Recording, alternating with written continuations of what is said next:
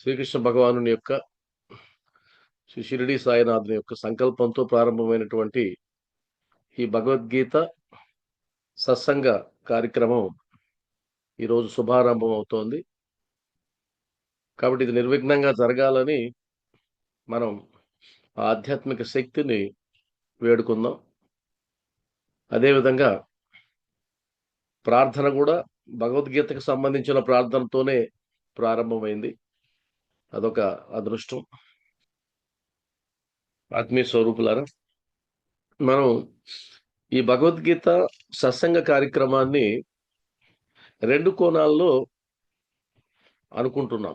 ఎందుకు ప్రారంభించామన్నది రెండు కోణాల్లో. ఒకటి, యథాతథంగా శ్రీకృష్ణ భగవానుడు అందించినటువంటి ఆధ్యాత్మిక జ్ఞానంతో పాటుగా ఆ భగవద్గీతని మన జీవితంలో ఎలా అన్వయించుకోవాలి, భగవద్గీతని చదవడం ద్వారా వినడం ద్వారా మన జీవితాల్ని ఎలా ఉద్ధరింపజేసుకోవాలన్నటువంటి మరో కోణంలో కూడా మనం స్పృశిస్తూ వెళ్తాం. నా ఉద్దేశంలో ఏ ఆధ్యాత్మిక గ్రంథమైనా దాన్ని పఠించినటువంటి, దాన్ని శ్రవణం చేసినటువంటి వ్యక్తి యొక్క అభివృద్ధికి దోహదపడాలి.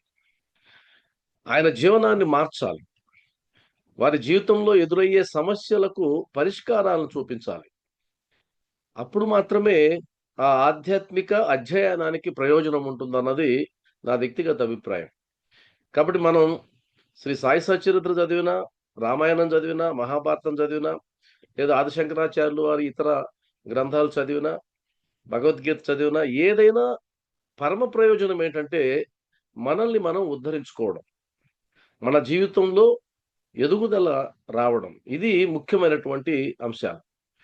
అంటే అర్థం, మనలో ఉన్నటువంటి లోపాలను గుర్తించి ఆ లోపాలని సరిదిద్దుకునే క్రమంలో ఈ ఆధ్యాత్మిక వాంగ్మయం మనకు ఎలా ఉపయోగపడుతుందన్నది ప్రధానమైనటువంటి కోణం. భగవద్గీత దాదాపు 700 శ్లోకాలు. దాదాపు ఎందుకన్నానంటే వాస్తవానికి ఎక్కువ. కాలగర్భంలో కొన్ని కలిసిపోయాయి. కొన్ని రాష్ట్రాల్లో వేరే సంఖ్య ఉంది. ఉన్నటువంటి దాంట్లో కూడా 701 శ్లోకాలు ఉన్నాయి. ఒక శ్లోకం అదనంగా ఉంటుంది. జనరల్గా 700 శ్లోకాలు. అందరూ భావించేది 700 శ్లోకాలు. మరి 700 శ్లోకాల యొక్క సారాంశం మారుతూ ఉంది. శ్లోకాలు మారలేదు. శ్లోకాల్లో ఒక్కటి కూడా మారలేదు. ఒక్క అక్షరం కూడా మారలేదు. కొన్ని వందల సంవత్సరాల నుంచి ఒక్క అక్షరం కూడా మారినటువంటి ఏకైక గ్రంథం భగవద్గీత. కానీ అర్థాలు మారుతున్నాయి, వ్యాఖ్యానాలు మారుతున్నాయి, దాన్ని అర్థం చేసుకొని అన్వయించుకునేటువంటి స్థితులు మారుతున్నాయి. అందులో ఉన్నటువంటి ఆ అక్షరాలు, ఆ శ్లోకాలు, ఆ మంత్రాలు ఏవి కూడా మారలేదు. కాబట్టి మనకు వేరే కోణం. ఇంతకు ముందు మీరు అనేక సార్లు భగవద్గీతను వినుంటారు. వాటికి ఇప్పుడు మనం చర్చించుకోబోయేదానికి తేడా ఉంటుంది.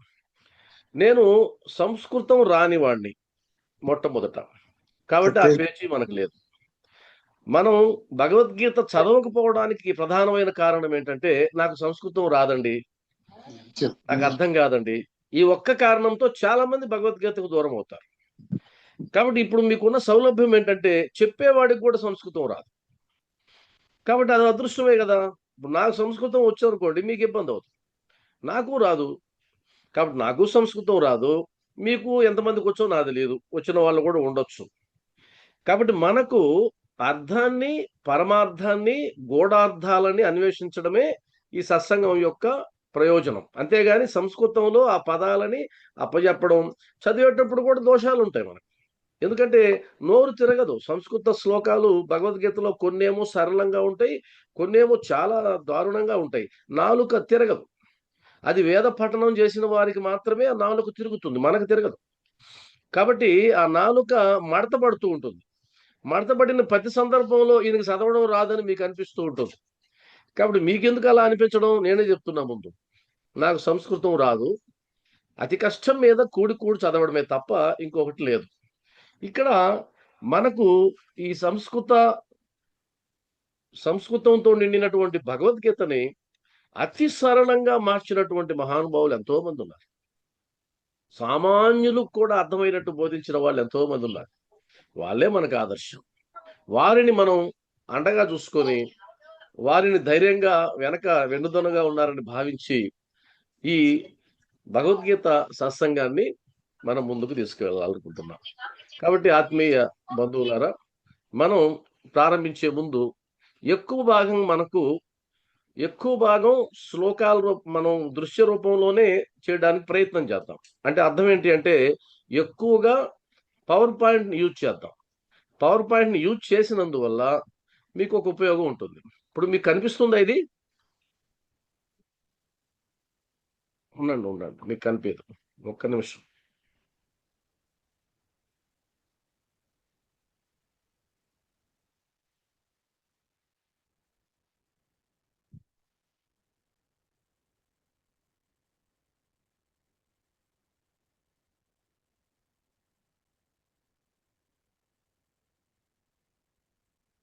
ఓకే.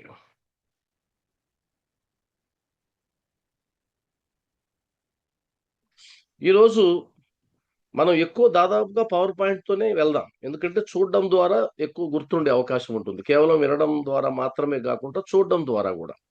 కాబట్టి ఆ అద్భుత ఘట్టాన్ని, ఇప్పుడు మనం చిత్రంలో చూస్తున్నటువంటి అద్భుత ఘట్టాన్ని మనం తర్వాత పరిశీలిద్దాం. ముందు ఉపోద్ఘాతంలోకి వెళ్ళాలి. ముందు అదంతా పరిశీలించుకున్న తర్వాత మనం అసలు దాంట్లోకి వెళ్దాం. ఈరోజు 13/4/2026 సోమవారం. ఇది ఇంతకు ముందే ప్రారంభం కావాల్సింది. ఇందాక పుష్పక చెప్పినట్టు ఈరోజు ఏకాదశి కావడం.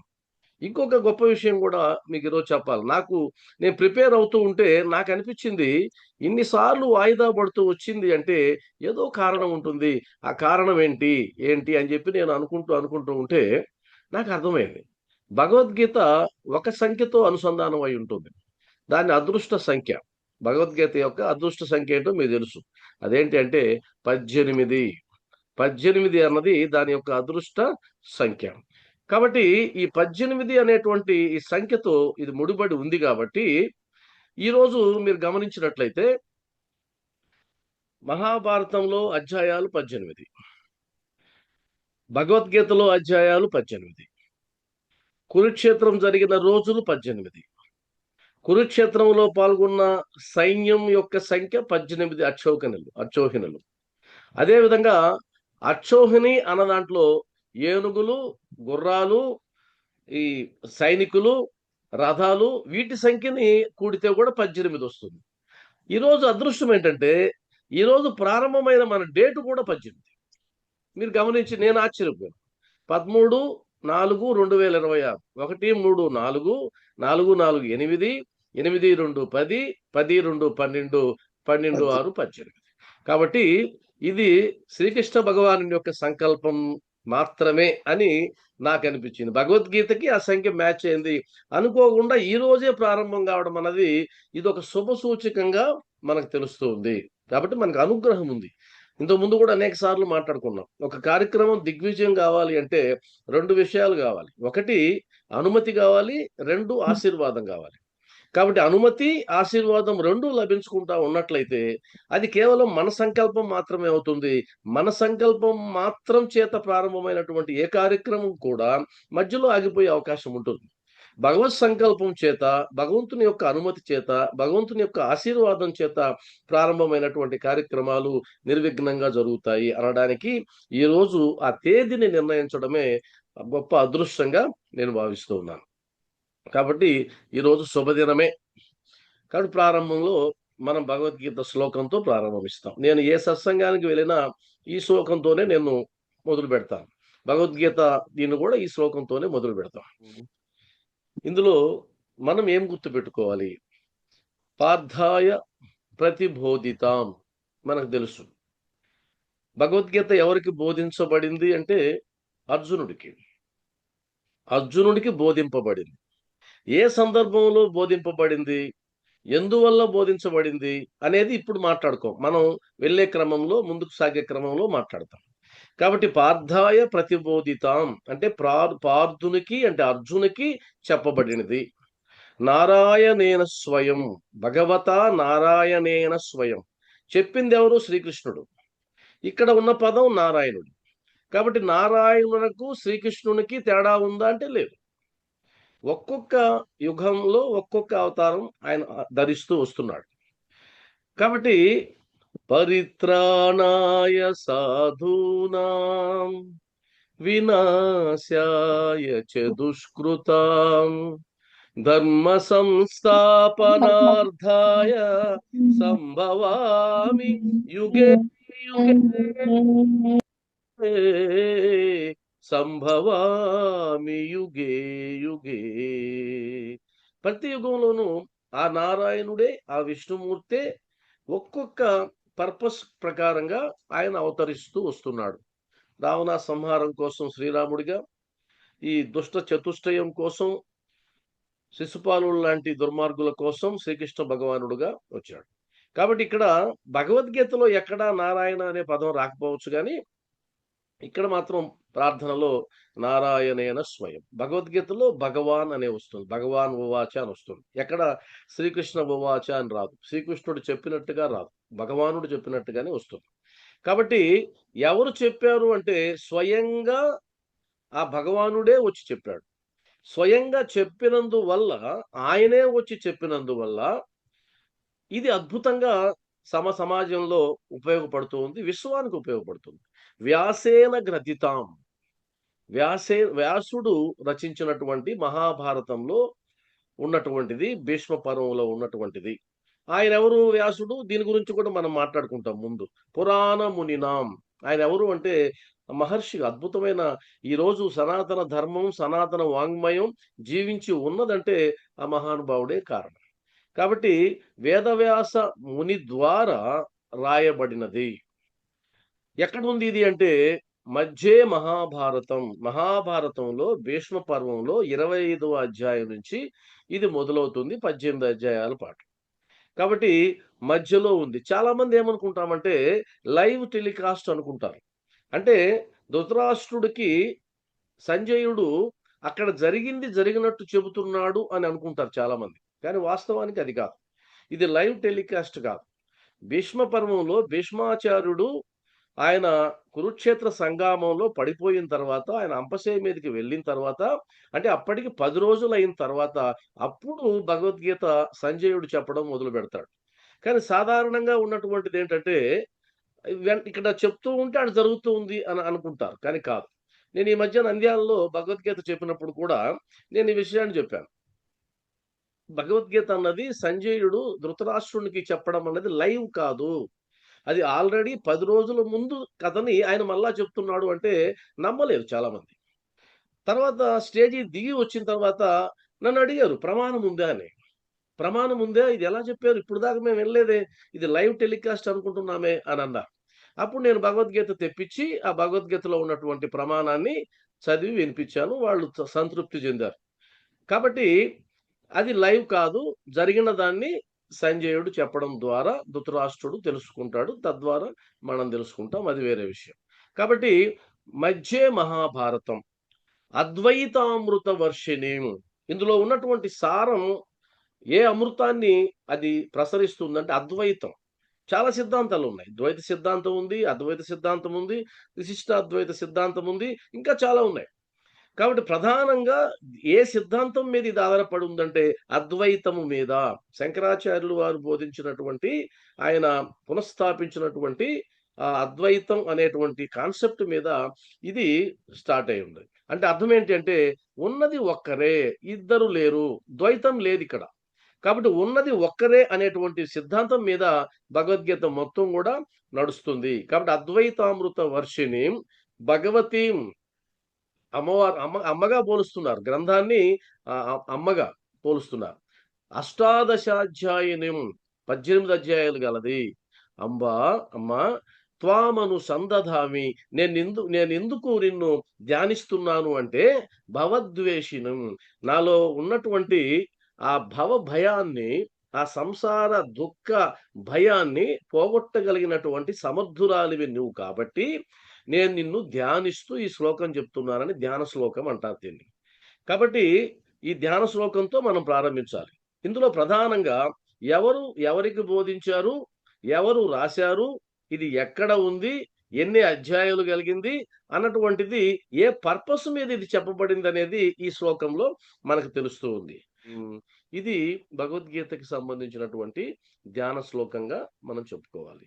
అదేవిధంగా మనకింకా భగవద్గీతకి సంబంధించిన ఒక పాటుంది. ఇది అద్భుతమైన పాట. నాకు చాలా ఇష్టమైనటువంటి పాట. ఇందులో గూడా అనేక సారాంశం దాగుంటుంది. పావన గీత మాతా జయ మంగళ హారతి గైకొనుమా. ఇక్కడ ఈ సనాతన ధర్మంలో ఒక గ్రంథాన్ని అమ్మగా పూజించడం, ఒక గ్రంథానికి ఒక అద్భుతమైనటువంటి స్థాయినివ్వడం, ఒక గ్రంథానికి జయంతి జరపడం, పుట్టినరోజు జరపడం అన్నది అది భగవద్గీతకే చెల్లింది.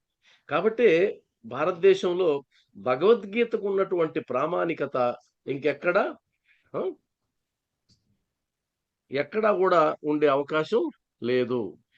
కాబట్టి ఆత్మీయ స్వరూపులారా, దానికిచ్చినటువంటి మంగళహారతి పాట.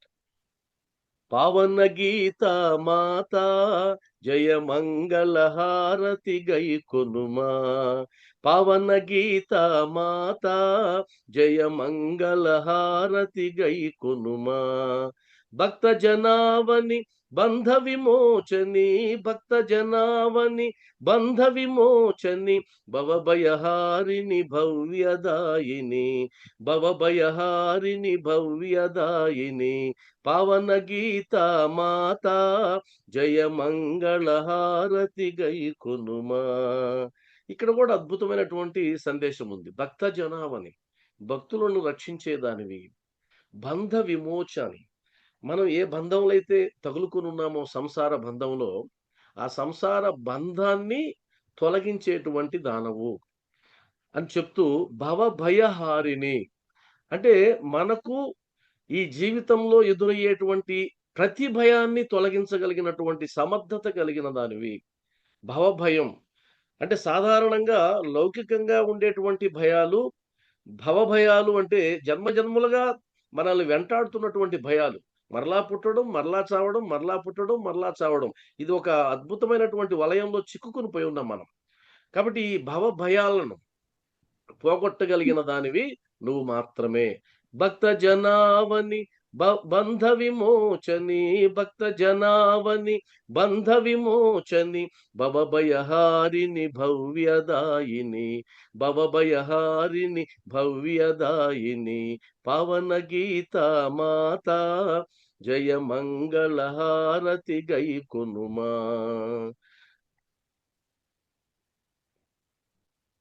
సర్వలోక సంరక్షణి గీత, సర్వలోక సంరక్షణి గీత, సర్వదేవ సంసేవిత జనని, సర్వదేవ సంసేవిత జనని, శాంతి విదాయిని సత్యప్రదాయిని, శాంతి విదాయిని సత్యప్రదాయిని, సత్వగుణాలయ సచ్చరిత, సత్వగుణాలయ సచ్చరిత, పవన గీత మాతా జయ మంగళ హారతి గైకొనుమా.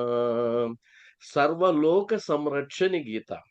సర్వలోకం ఈ పదాన్ని బాగా గుర్తుపెట్టుకుంటే సంకుచితమైనటువంటి భావాలకు కట్టుబడేది కాదు భగవద్గీత. అది విశాలమైనటువంటి భావన. మీరు బాగా గమనిస్తే మన సనాతన ధర్మంలో లోకా సమస్త సుఖినో భవంతు, సర్వే జన సుఖినో భవంతు అన్నవి అద్భుతమైనటువంటి 2 మాటలు. మరి లోకా సమస్త అంటే లోకం అంటే అర్థం ఏంటి? లోకం అంటే భారతదేశం ఒకటేనా? లోకం అంటే మన ప్రాంతం ఒకటేనా? కాదు. లోకం అంటే విశ్వం. విశ్వంలో ఎక్కడెక్కడైతే నరుడున్నాడో, ఎక్కడెక్కడైతే జీవముందో, ఆ జీవాలన్నింటినీ ఉద్ధరించేటువంటిది ఈ భగవద్గీత. ఇది ఒక ప్రాంతానికో, ఒక మతానికో, ఒక కులానికో కట్టుబడేది కాదు. అందువల్లనే ఈరోజు భగవద్గీతని ఒక ప్రాంతం వాళ్ళు పఠించడంలే.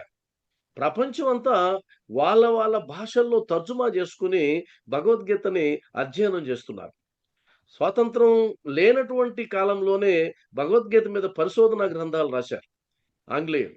ఆ ఆంగ్లేయులు రాసినటువంటి ఇంగ్లీష్‌లో రాసినటువంటి పరిశోధనా గ్రంథాల ద్వారా ప్రపంచం అంతా పాకింది. ఈరోజు భగవద్గీతని వాళ్ళు ఒక మార్గదర్శిగా చేసుకొని అద్భుతమైన విజయాలు సాధించినటువంటి ప్రపంచ నాయకులున్నారు. ప్రపంచ నాయకులు భగవద్గీతని ఎంతో గొప్పగా పొగుడుతారు. ఎవరైనా విదేశాల నుంచి వచ్చి భారతదేశానికి వచ్చి భారతదేశం నుంచి తిరిగి వెళ్ళేటప్పుడు తీసుకెళ్ళేటువంటి ఏకైక గ్రంథం భగవద్గీత. భగవద్గీత లేకుండా వాళ్ళు ఎయిర్‌పోర్ట్ నుంచి కదలరు. ఖచ్చితంగా తీసుకెళ్తారు. కాబట్టి ఇది ఒకరిని, ఒక మతాన్ని, ఒక జాతిని, ఒక ప్రాంతాన్ని ఉద్ధరించేది గాదు. సర్వలోకాలు. కాబట్టి ఇది ఒక సంకుచితమైనటువంటి భావనతో చేసింది కాదు. ఇది విశాల దృక్పథం. నేనైతే ఏం నమ్ముతానంటే, నా దృష్టిలో శ్రీకృష్ణ భగవానుడు, లేదా విష్ణుమూర్తి, లేదా నారాయణుడు ఎవరైతే ఉన్నారో, వీరు మనల్ని మాత్రమే సృజించిన వారని నేను నమ్మను. వారు సృష్టికర్తలు అని అంటున్నాం మనం. సృష్టికర్త అంటే సృష్టి అంటే అర్థం ఈ సర్వ విశ్వాన్ని ఎంతవరకైతే మనకు అవగాహన ఉందో, ఆ విశ్వం మొత్తాన్ని సృష్టించిన వాడు నారాయణుడు. అంటే అర్థం మన ప్రాంతం అని గాదు, మన మతం అని గాదు, మన జాతి అని గాదు. సర్వ సృష్టికర్త ఆయన. సర్వాన్ని సృష్టించిన వాడు అంటే, మనం ఈ భూమి మీద ఉన్నాం. 9 గ్రహాల్లో లేదా 8 గ్రహాల్లో ఒక గ్రహం మీద ఉన్నాం. లేదా ఒక పాలపుంతలో ఉన్నాం. అలాంటి పాలపుంతలు వేలు వేలున్నాయి. లక్షల లక్షల లక్షల జ జీవరాశులు ఉన్నాయో లేదో తెలియనటువంటి గోళాలున్నాయి, గ్రహాలున్నాయి, నక్షత్రాలున్నాయి. వీటన్నిటిని సృష్టించిన వాడే నా దృష్టిలో నారాయణుడు. నేను అలానే భావిస్తా. మరి ఒక్కొక్క మతానికి ఒక్కొక్క దేవుడున్నాడు గదనంటే, వాళ్ళు అలా అనుకుంటారు తప్పు లేదు. నేను ఇలా అనుకుంటాను తప్పు లేదు. కాబట్టి అక్కడ భేదం అనేది ఉండాల్సిన అవసరం లేదు. కాబట్టి సర్వలోక సంరక్షణి గీత. అంటే ఎక్కడెక్కడైతే మానవుని ఉనికి ఉందో వారందరిని రక్షించేటువంటి సామర్థ్యం కలిగినటువంటిది భగవద్గీత. సర్వదేవ సంసేవిత జనని. ప్రతి దేవత కూడా దీన్ని ఆరాధించేటువంటి శక్తి కలిగినటువంటిది. శాంతి విదాయిని, సత్యప్రదాయిని. చివరిలో సత్వగుణాలయ సచ్చరిత. అసలు ఆధ్యాత్మిక మార్గంలోనే ఉన్నటువంటి ప్రధానమైనటువంటి గుణాలు 3 అయితే సత్వగుణం, రజోగుణం, తమోగుణం. తమోగుణాన్ని విడిచిపెట్టి, రజోగుణాన్ని విడిచిపెట్టి సత్వగుణంలోకి రావడమే గదా ఆధ్యాత్మిక వికాసం అనేది.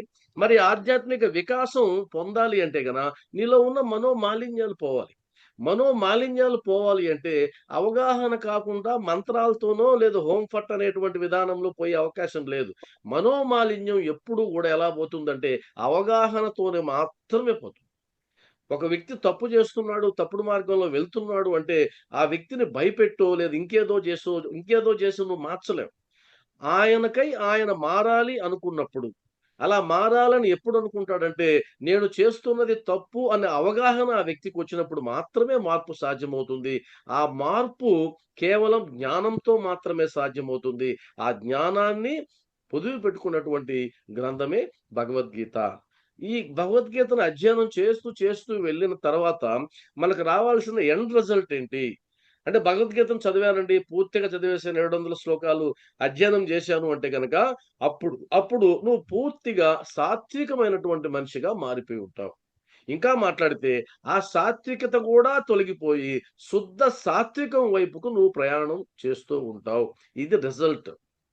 అంటే ఒక పని చేసినందువల్ల ఏంటండి ఫలితం అంటే, భగవద్గీతని అధ్యయనం చేసినందువల్ల ఏంటి లాభం? ఏంటి ప్రయోజనం? ఎలా నేను కనుక్కోవాలి? నాలో మార్పొచ్చిందని ఎలా కనుక్కోవాలి అంటే, నీలో ఉండే తమోగుణం పోతుంది, నీలో ఉండే రాజసం పోతుంది, నువ్వు సాత్వికంలోకొస్తావు. సాత్వికం నుంచి శుద్ధ సాత్వికంలోకి వెళ్తావు. అలా ప్రయాణింపజేసేదే సచ్చరిత్ర. అలా ఆ సచ్చరిత అంటే అలాంటి అద్భుతమైనటువంటి అన్ని జ్ఞాన గుళికలన్నీ ఇందులో ఉంటాయి. మంగళం విదేచే కొనుమమ్మ ఓ భగవద్గీత మంగళం విదేచే కొనుమమ్మ ఓ భగవద్గీత మాత శ్రీ భగవద్గీత మాత మాత శ్రీ భగవద్గీత మాత సంగదూరుల జ్ఞానుల హృదిలో వెలిగడి జ్యోతివి నీవే కాదా సంగదూరులకు జ్ఞానుల హృదిలో వెలిగడి జ్యోతివి నీవే కాద పరమ పావనుని ధ్యానము చేత విక్షేపము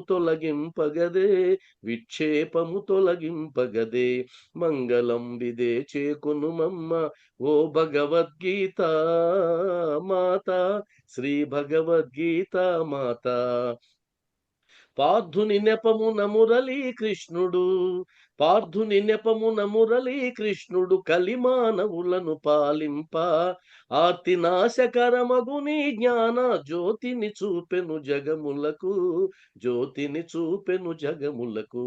మంగళం విదే చేకొను మమ్మ ఓ భగవద్గీత మాత, శ్రీ భగవద్గీత మాత.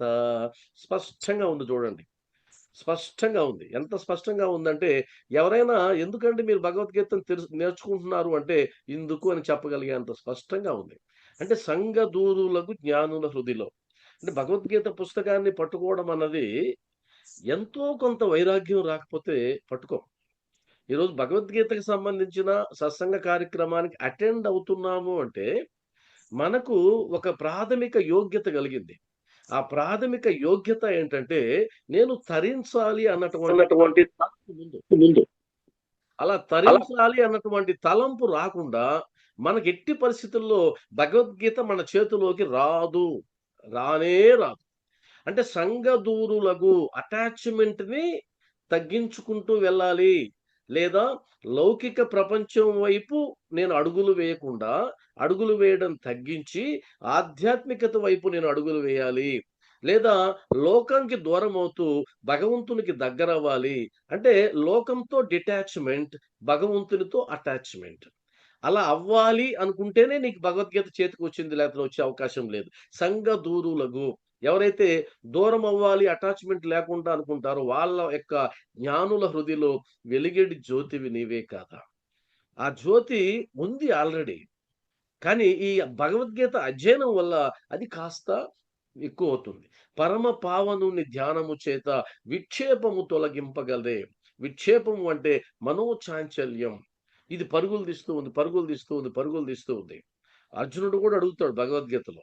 ఆయన అడిగింది ఏంటంటే, "నువ్వు ఎంతో జ్ఞానాన్ని అందిస్తున్నావు గానీ, నా మనసు నిలకడగా లేదు. ఈ మనసు నిలకడయ్యేటువంటి మార్గాన్ని చెప్పు కృష్ణ" అంటాడు. అది వస్తుంది మనకు భగవద్గీతలో. కాబట్టి విక్షేపము తొలగింపగదే. నా మనసు ఏకాగ్రం గావాలి. ఒకదాని మీదనే ఫోకస్ కావాలి. అలా ఫోకస్ అయ్యేలాగా చేసేది భగవద్గీత. పార్థుని నెపమున మురళీకృష్ణుడు. పార్థుని నెపమున. అక్కడ కేవలం ఆయన ఒక కారణంగా మాత్రమే చేసుకొని, ఆయనకు తెలుసు ద్వాపర యుగం అంతమైపోతుంది అని. ఆయనకు తెలుసు రాబోయేది కలియుగం అని. ఆయనకు తెలుసు కలియుగం ఎంత దారుణంగా ఉంటుందోనని. కాబట్టి కలియుగం రాబోతూ ఉంది. ఇక కేవలం 36, 30, 50 సంవత్సరాల లోపే రాబోతుంది. భగవద్గీత చెప్పేటప్పటికి శ్రీకృష్ణ భగవానుని యొక్క వయసు 80 సంవత్సరాలని జెప్తారు. కొన్ని గ్రంథాల్లో 90 లోపు చెప్తారు. అంటే 80 సంవత్సరాల నుంచి 90 సంవత్సరాల లోపు వయసులో చెప్పాడాయన భగవద్గీత. 80 ఏళ్ళప్పుడు. ఆయనకు తెలుసు ఆయన 120 సంవత్సరాలు బతికాడు. చాలా తక్కువ సంవత్సరాలే ఇంకా ద్వాపర యుగం ఉండబోతుంది. ఆ తర్వాత ద్వాపర యుగం అంతమైపోతుంది. రాబోయేది కలియుగం. కలియుగంలో కలి ప్రభావం ఎక్కువుంటుంది. కలి ప్రభావం వల్ల మానవులు భగవంతుని వైపు కన్నా లోకం వైపు పరుగులు పెట్టడం ప్రయాణం జేస్తారు. కలి ప్రమాణం జేసింది. ఎవరిని తరింపజేయనేను, ఎవరిని తమను తాము ఉద్ధరించుకునేటువంటి ఆ అవకాశం గూడా ఇవ్వనని శపథం జేసి మరి కలియుగం ప్రారంభమైంది గదా! కాబట్టి కలి మానవులను పాలింప. కలియుగంలో ఉన్నటువంటి మనల్ని ఆయన భగవద్గీత రూపంగా పాలిస్తున్నాడు. ఎందుకంటే ఒక వ్యక్తి గనక భగవద్గీతను అధ్యయనం చేసి, ఆ విధంగా నేను ప్రవర్తిస్తాను అంటే, ఆ శ్రీకృష్ణ భగవానుడు మనలోకి ప్రవేశించినట్టే కదా అర్థం. అక్షరాల ద్వారా. ఎందుకంటే అక్షర పరబ్రహ్మం అంట. అసలు బ్రహ్మం అంటే అక్షరమే. క్షయం కానిది. ఏదైతే నాశనం కాదో అది అక్షరం. క్షరం కానిది అక్షరం. కాబట్టి జరుగుతుంది. స్వరూపం ఏంటంటే అక్షరమే. కాబట్టి అక్షరాల ద్వారా మనం మనం బ్రహ్మని చూడగలుగుతున్నాం. కాబట్టి పార్థుని నెపమున కేవలం ఒక నెపం మాత్రమే. అది కూడా శ్రీకృష్ణ అవతారంలో చాలా మలుపులుంటాయి. అద్భుతమైన మలుపులుంటాయి. మనకు ఒక్కొక్కటి అవకాశం ఉన్నప్పుడంతా తెలుసుకునే ప్రయత్నం చేద్దాం. శ్రీకృష్ణ భగవానుడికి చెప్పాలనేటువంటి ఉంది ఎప్పటినుంచో. కానీ ఆ చెప్పే సందర్భం రాలేదు. ఆ సందర్భం కోసం ఎదురు చూస్తూ ఉన్నారు. అందువల్లే భగవద్గీతలో 18 అధ్యాయాలుంటే, భగవద్గీత వాస్తవానికి 17 అధ్యాయాలే, 18 గాదు. ఎందుకు అంటే, భగవంతుడు మాట్లాడేది 2వ అధ్యాయం నుంచే. మొదటి అధ్యాయంలో ఆయనేం మాట్లాడడు. మొదటి అధ్యాయంలో అర్జునుడే మాట్లాడతాడు. భగవద్గీత అంటే భగవంతుడు చెప్పింది 2వ అధ్యాయం నుంచే కదా! అందువల్ల 17 అధ్యాయాలే. మొదటి అధ్యాయం అంతా మాట్లాడతాడు. మాట్లాడిందంతా వింటాడు. లాస్ట్‌కి ఆయన సబ్మిట్ అయ్యేదాకా ఎదురు చూస్తాడు. ఎందుకంటే ఒక అనువైనటువంటి ఒక సందర్భం దొరకాలి. అనువైన సందర్భం దొరకాలి. అది దొరికినప్పుడు మాత్రమే మాట్లాడాలి. అలా ఆయన నోటి గుండా కృష్ణ నాకు ఒక సందేశాన్నివ్వు, నా అయోమయాన్ని పోగొట్టు అనేంత వరకు ఎదురు చూశాడు. నకాంక్షే విజయం కృష్ణ న చ రాజ్యం సుఖాని చ కిం నో రాజ్యేన గోవింద కిం భోగైర్జీవితేన వా కిం భోగైర్జీవితేన వా అంటే ఒక వైరాగ్య భావన అతని హృదయంలో కదిలే వరకు, కలిగేంత వరకు ఎదురు చూసి, అయ్యా నాకు అర్థం కావడం లేదు. నాకు ఈ రాజ్యం వద్దు, రాజ్య భోగాలు వద్దు, ఏమీ వద్దు. నువ్వు ఏం చెప్తే అది చేస్తాను. ఏది నాకు సరైనదో బోధించు అని ఆయన నోటి ద్వారా వచ్చేంత వరకు ఎదురు చూశాడు. ఒక అధ్యాయం అంతా 47 శ్లోకాలు ఎదురు చూశాడు. ఆ తర్వాత ఆయన మొదలుపెట్టాడు. కాబట్టి పార్థుని నెపమున మురళీకృష్ణుడు మురళీ గానం, గీతాగానం 2 గానాలున్నాయి. మురళీ గానం, గీతాగానం.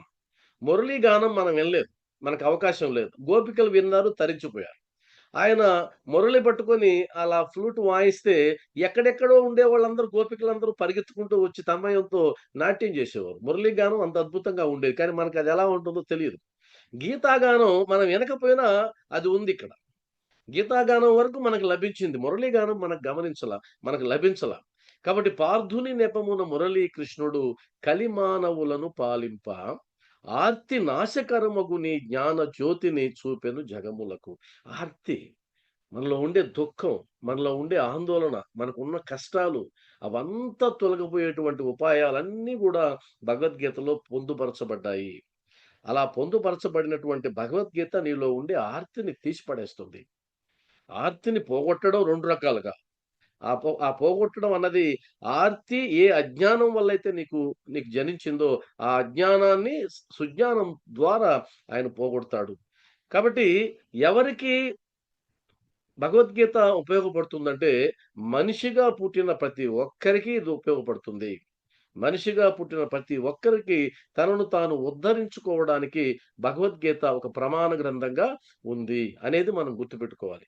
కాబట్టి ఒకటి గుర్తుపెట్టుకుంటే, ఈరోజు మనం పాడిన పాట రికార్డ్ ఉంటుంది యూట్యూబ్‌లో. మీరు మరలా గూడా ప్రాక్టీస్ చేసుకోవచ్చు. చేసుకొని మనం మరలా పాడేటట్టుగా గూడా చూసుకోవచ్చు. ఇది అద్భుతమైన గ్రంథం. మనందరం నేర్చుకోవాల్సినటువంటిది గూడా. ఎప్పుడైనా ఒక కార్యక్రమం జరిగినప్పుడు మనం నేర్చుకోవాలి. ఇది గుర్తుపెట్టుకోండి. మరొక్కసారి పాడి నేను మళ్ళా వేరే దాంట్లోకి వెళ్దాం.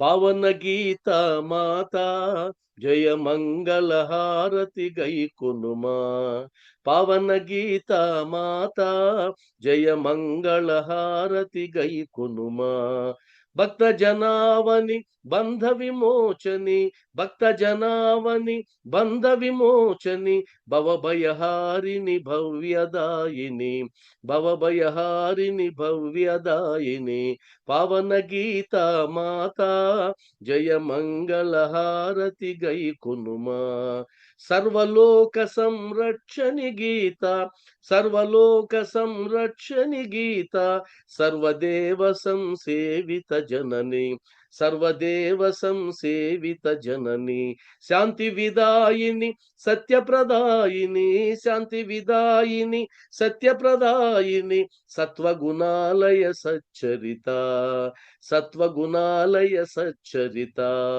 పవన గీత మాతా జయ మంగళ హారతి గైకొనుమా మంగళం విదే చేకొనుమమ్మ ఓ భగవద్గీత మంగళం విదే చేకొనుమమ్మ ఓ భగవద్గీత మాతా శ్రీ భగవద్గీత మాతా మాతా శ్రీ భగవద్గీత మాతా సంగదూరులకు జ్ఞానుల హృదిలో వెలిగడి జ్యోతివి నీవే కాదా సంగదూరులకు జ్ఞానుల హృదిలో వెలిగడి జ్యోతివి నీవే కాదా పరమ పావనుని ధ్యానము చేత విక్షేపము తొలగింపగదే విక్షేపము తొలగింపగదే మంగళం విదేచే కొనుమమ్మ ఓ భగవద్గీత మాత, శ్రీ భగవద్గీత మాత.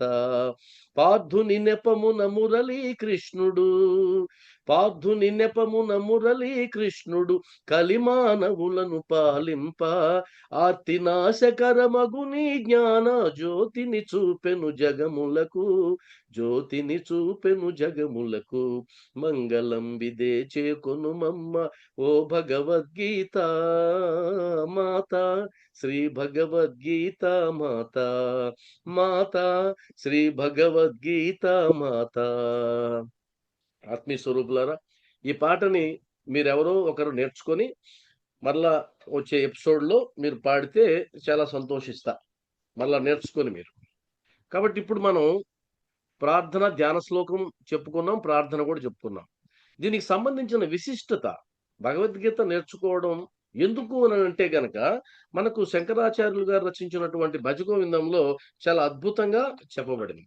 అదేంటంటే భగవద్గీత కించిదధీత, భగవద్గీత కించిదధీత, గంగాజలలవ కనికాపీత, భగవద్గీత కించిదధీత, గంగాజలలవ కనికాపీత, సకృదపియేన మురారి సమర్చ, సకృదపియేన మురారి సమర్చ, క్రియతే తస్య యమేన న చర్చ, క్రియతే తస్య యమేన న చర్చ, భజ గోవిందం, భజ గోవిందం, గోవిందం భజ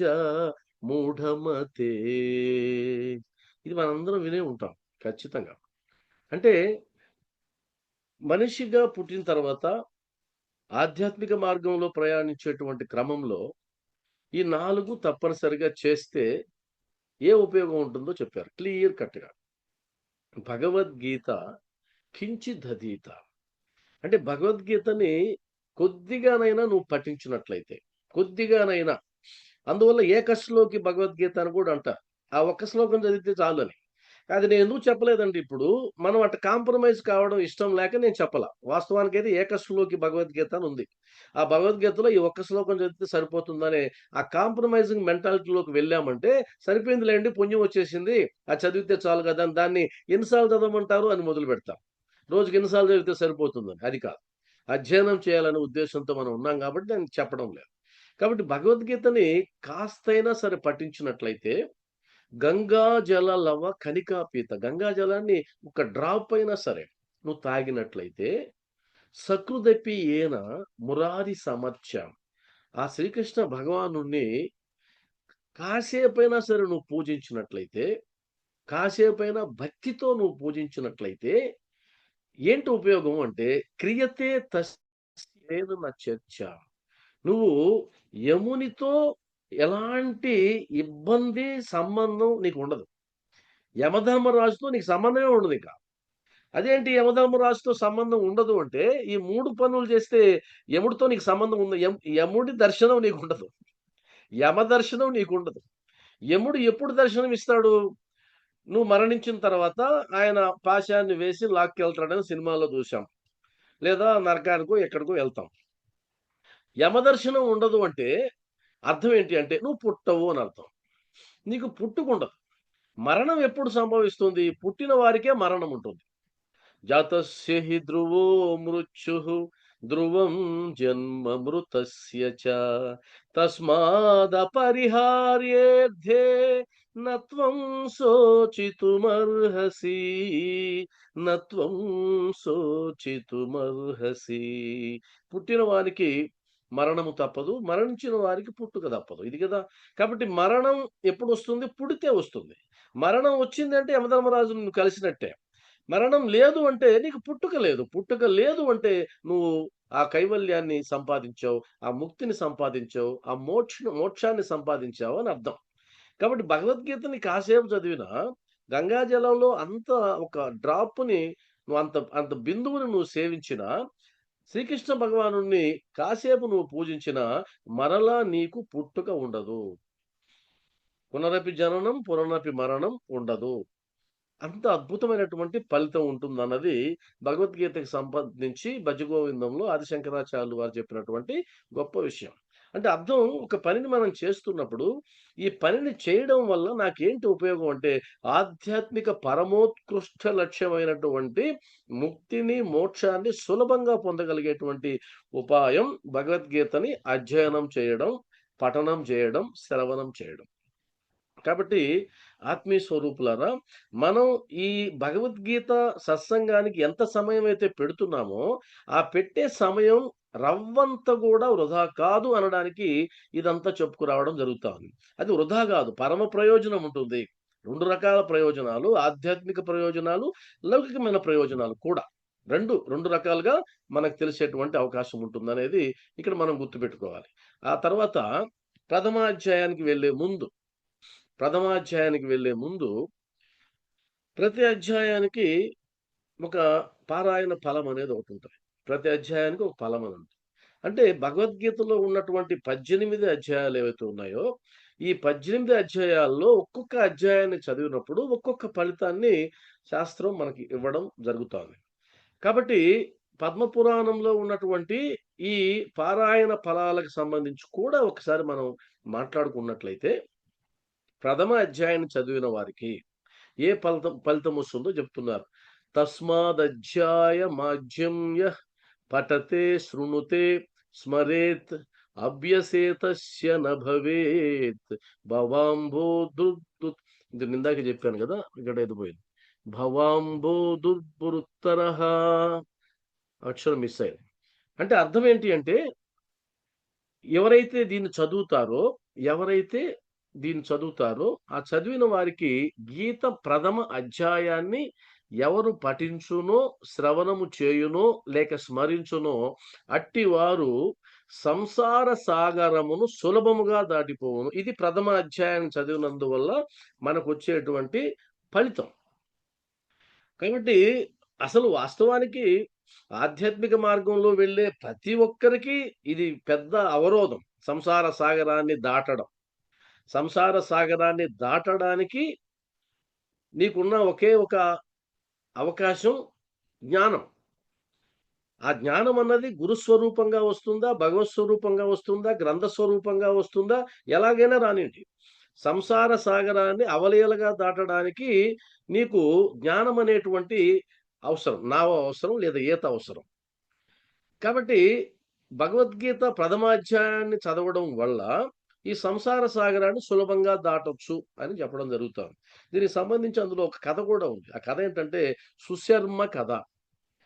ఇది చాలా సింపుల్‌గా చెప్పుకుంటే పెద్ద కథ అది. సుశర్మ అనేటువంటి ఒక బ్రాహ్మణ కుటుంబంలో పుట్టినటువంటి ఒక సదాచార సంపన్నుడు. ఆయన అనేక రుగ్మతలకు, అనేక జోదాలకు లేదా వ్యసనాలకు లోనైపోయి ఆయన మరణిస్తాడు.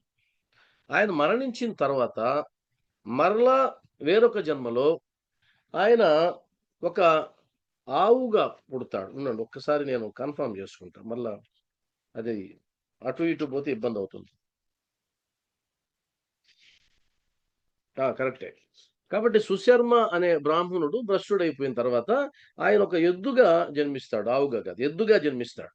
ఎద్దుగా జన్మించి ఆ ఎద్దు తన భారాల్ని మోసి, మోసి, మోసి, అంటే ఎద్దుగా జన్మించడము అంటే అర్థం ఏంటంటే, యజమాని తన మీద మోపేటువంటి భారాన్ని తనకు ఇష్టమున్నా లేకపోయినా మోయాల్సిందే.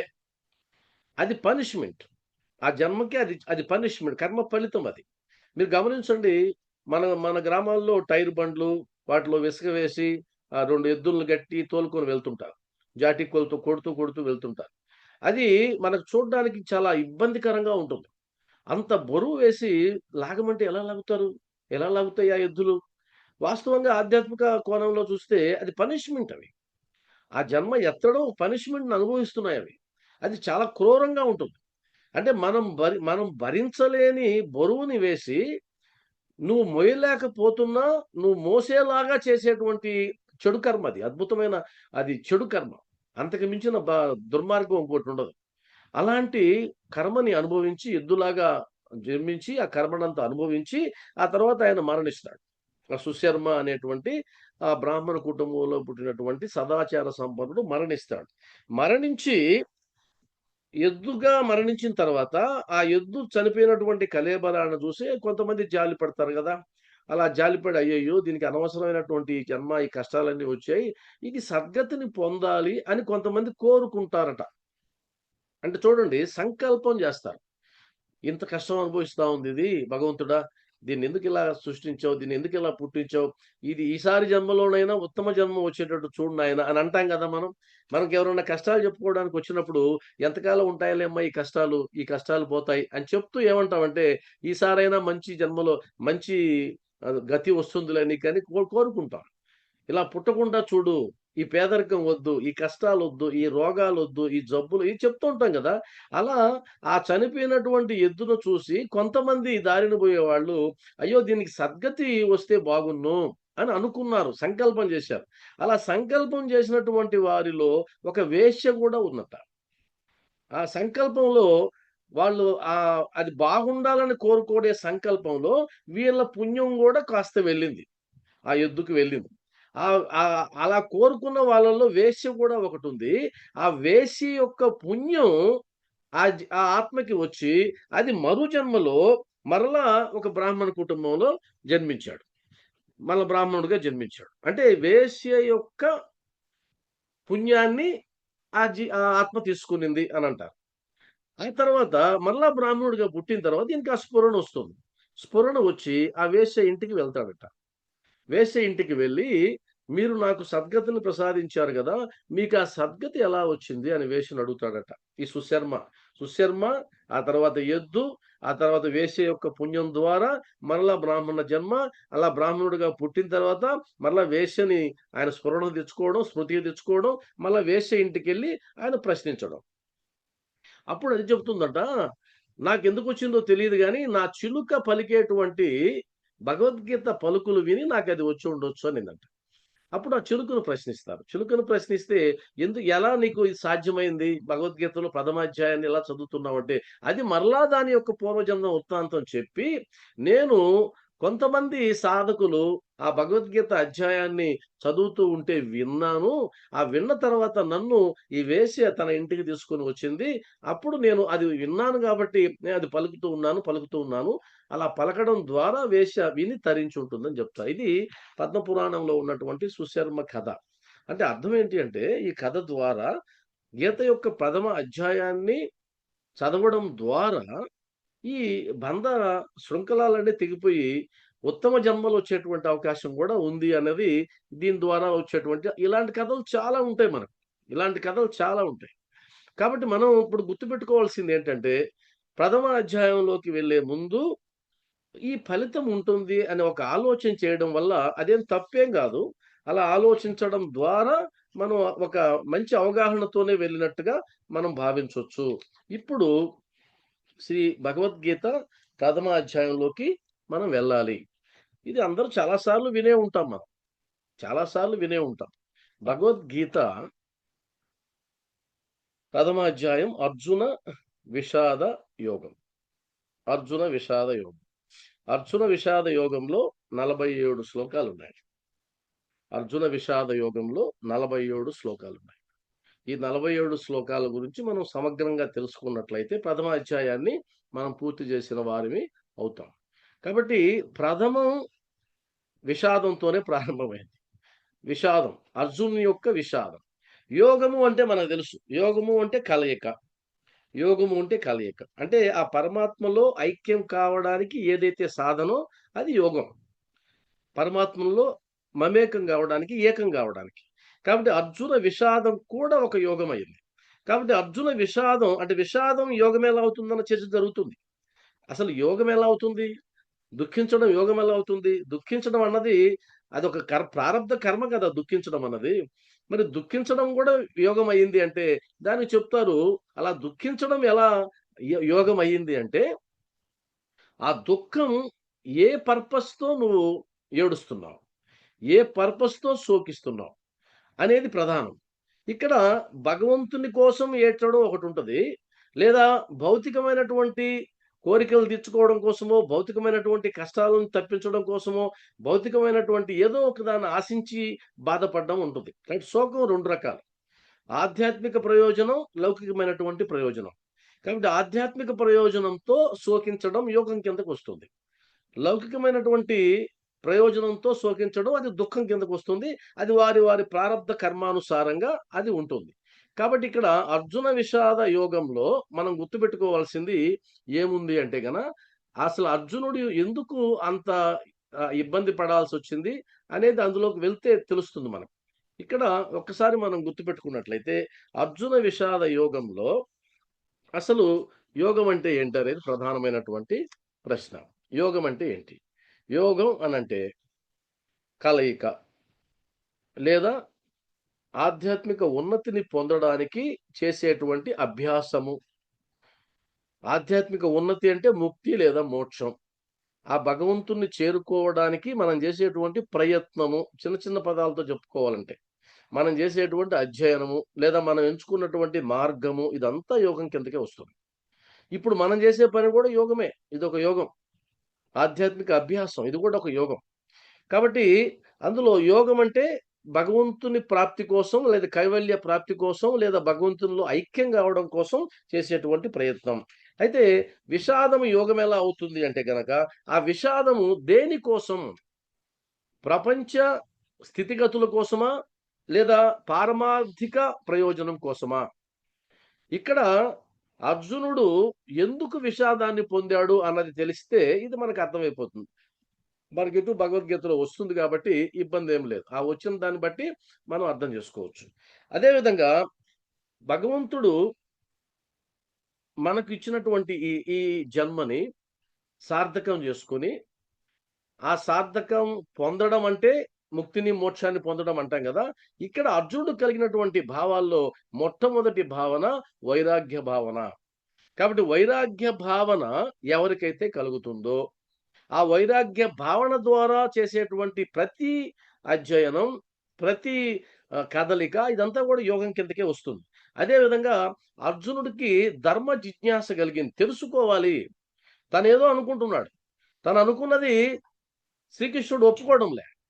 తను ఏదైతే చెప్తూ పోతున్నాడో ఆయన నవ్వుకుంటూ ఉన్నాడు. ఈయనేమో దుఃఖిస్తూ ఉన్నాడు. ఈయనేమో విలపిస్తూ ఉన్నాడు. ఈయనేమో ఇంత ఘోరం నేనెలా చేసేది అంటున్నాడు. ఇంత పాపం నన్నెందుకు ఒడిగట్టమంటావు అని అంటున్నాడు. శ్రీకృష్ణ భగవానుడేమో ఆయన చూసి నవ్వుకుంటున్నాడు. అర్థం కాలేదు ఈయనకి. నేనింత టెన్షన్ పడుతుంటే, ఇంత ఒత్తిడి ఫీల్ అవుతూ ఉంటే, కురుక్షేత్ర యుద్ధం ఉంది.